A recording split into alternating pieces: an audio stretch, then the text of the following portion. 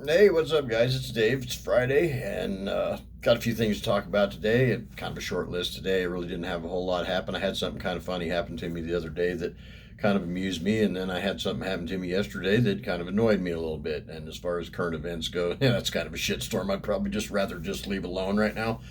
But so anyway, first of all, the first thing I'd like to do today is give a shout out to Peoria Cafe. I love that place. It's my favorite restaurant. I go there all the time. And I mean, Mike and Najet, great people. And, Iris usually runs the register. She's awesome too. I mean, the entire staff, they always take good care of me. I always feel right at home. I mean, it's kind of weird going to a restaurant eating by yourself sometimes. Not there. I always feel right at home, and they take great care of me. My wife loves it too. We go there on weekends and eat breakfast sometimes, and when they're busy as hell, and she's always joking about, well, don't worry, your girlfriend will get us a table, which that always makes me laugh. But we do get a table every time, so I've never really had to wait more than a couple of minutes. So I really appreciate this place, and actually, Peoria Cafe is where I was last week when the guy was messing with his mask that I talked about last week. So anyway, I go there a lot, and I like I said, I've done everything I could do. When these girls were working their ass off during the pandemic, the first part when they couldn't let anybody in the restaurant and they're running food out to a table and running back and forth. I mean, I have watched these girls who work their they worked hard to keep the door open.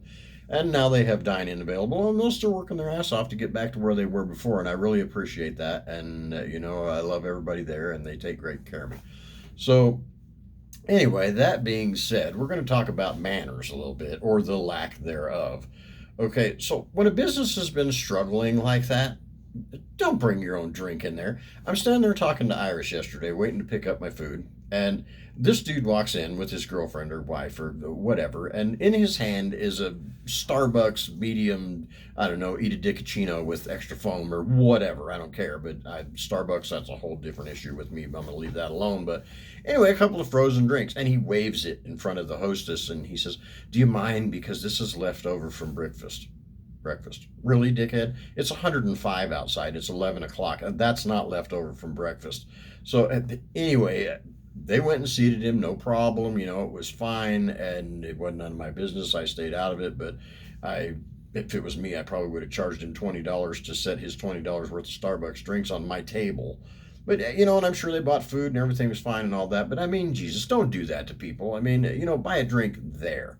Leave your Starbucks crap in the car or whatever. Or actually, I personally don't shop at Starbucks anyway. I wouldn't buy their crap if I drank coffee. So anyway, huge shout out to the staff and everybody at Peoria Cafe. You guys are great. I love you guys, and I'm glad you're still doing it. So the funny thing that happened to me the other day, I mean, I'm sure you guys probably, some of you saw my jet that I posted the other day that I finished. I've had it sitting around the shop for like a year. I've done a couple of F-35s and had a huge, my Air Force guys love those things. And so I've sold a few of those, and the Air Force kind of has a special place in my heart because of my uncle. And, so when I make our Air Force guys happy, or jet jockeys or whatever, that makes me happy. So I like building them. So anyway, I just finished painting that F-16. It's hanging from the door, and my buddy Jim's been helping me out this week. I really appreciate that from the bottom of my heart, because I've been kind of sick this week. I have an issue, it's not the COVID. But so anyway, I haven't felt good, but he's been helping me out. Well, this jet's hanging by the door. Jim's over there running the saw, and this little blue car rolls up, and there's a guy in there in a mask, little guy, and he's staring. And Jim says, "Hey, I think you got a guy interested in your jet." Well, it's a good thing he punted, because this dude's Chinese. Yeah. So he gets out of the car and he walks over there, and I come out and I ask him if I can help him, or whatever. And as it turns out, he's not interested in the jet. Apparently, he buys glass from National Shower Door, which is in our building. Well, Cindy's not there. So I'm trying to figure out. I mean, you walk up to me and start speaking Spanish, I can get it. If you slow it down a little bit, I can get you. I took a couple of years in junior high, which pretty much did me no good because it's kind of different. That's usually way too fast. But anyway, I can kind of get it. But Chinese, you guys ever try to straighten that out in your brain? Wow, they got their language has what, 52 characters or something. Most of the people in this country can't handle the 26 characters that we have. It kind of blows their mind. So 52, wow, that's pretty impressive. So anyway, this dude's got this app on his phone. And so I'm talking to the phone, and it's translating it into the characters, and he's using his finger and he's drawing these characters on the phone and then it's typing it out at the top for me. So we managed to have a conversation. I've never had a conversation with a person that is obviously from China, like newly. So anyway, it was just kind of interesting having that conversation. And me and Jim laughed about it later. I was like, Jesus, what the hell? You should have tried to do that. And he's like, nope. So anyway, we had kind of a good laugh about it. It was kind of a good time. But anyway, he managed to write down his phone number, and I called Cindy and I gave her the phone number, and she said, yeah, that he's bought glass from her before, and his nephew usually translates for him or whatever. But anyway, so we got through that. It was all good. So anyway, that's really, I just don't really have that much to go into today. I mean, it's, there's some crap happening that we really didn't need to happen. I mean, I'm just going to just touch the tip of current events right now. As you guys know, I pretty much back law enforcement 100% most of the time. Now, I had my issues. As some of you may know, I used to have kind of long hair and do some pretty crazy shit when I was younger. And when you have long hair and a Trans Am, the police tend to see drug dealer written right across your forehead. I got pulled over, had the numbers, ran on my gun pretty much.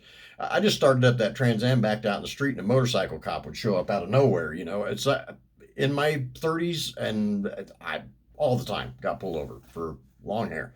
So I kind of know what it's like to, and most cops are perfectly cool if you're cool with them, and then some of them will try to push your buttons. The problem is that some people let that happen. And now the situation that happened in Minneapolis the other day was completely different. I mean, that dude straight up got killed. That was wrong, and all four of those cops should probably be taken out and shot. I hate to say that, but I mean, at the very least, they should all go to jail, because the ones that stood there and watched it happen are just as guilty as the one that had his knee on that poor man's neck. And I'm sorry. I mean, like I said, I don't really see people in color. So what happened, it doesn't matter. It was just wrong. It should have never happened to begin with. And as far as the reaction to what happened, yeah, I'm not touching that. Nope, that's a hornet's nest I am just not going to touch, because I will get flamed over talking about that. So I'm just going to leave it alone. Needless to say, it was a tragedy, and my heart goes out to his family, and I'm really sorry that it happened. But there's almost 700,000 law enforcement personnel working every day to try to keep us all safe that aren't dickheads. So anyway, it shouldn't have happened. But so anyway, I'm not going any further into that. And I hope everybody recovers and we can get back to somewhat more like our lives used to be. Maybe even better, who knows. But anyway, you guys have a great weekend, and I will talk to you guys next week. I am out.